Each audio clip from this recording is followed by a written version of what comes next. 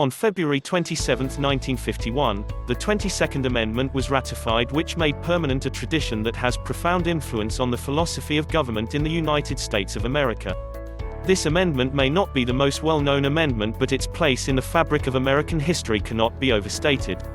That is because the 22nd Amendment mandated that no person shall be elected to the office of the president more than twice, and no person who has held the office of president, or acted as president, for more than 2 years of a term to which some other person was elected president shall be elected to the office of the president more than once. The limitation of service as President of the United States to 2 terms was one that up until the 22nd Amendment was more a matter of custom than law. It began when George Washington refused to run for a 3rd term. But by making the limitation of power in the presidency in the 22nd Amendment, the American people made a bold statement about how their government would be run.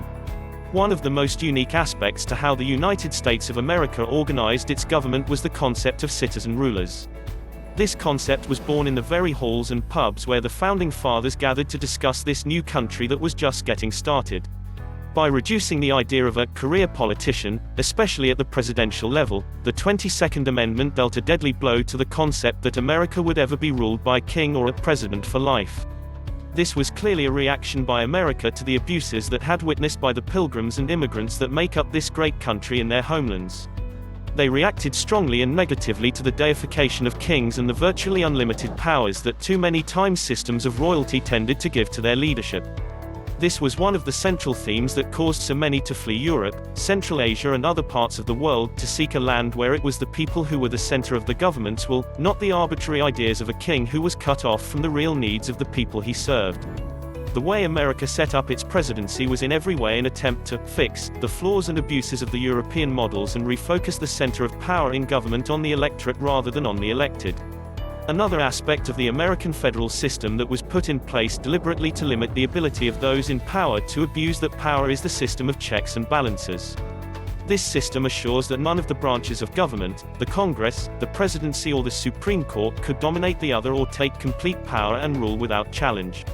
By ensuring that all in power had to answer to the opposing party and be prepared to answer to the American people for what they did and even said, this completely eliminated the chances that one part of the government would stage a coup over the other.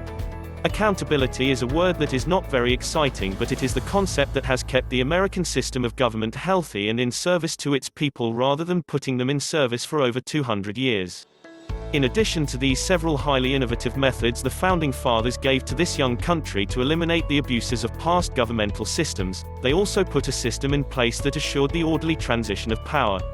The system of elections every 2 years stopped 2 evils, the occurrence of a politician who served for life without accountability and a system wherein the only way to lose your job in government was by violent overthrow.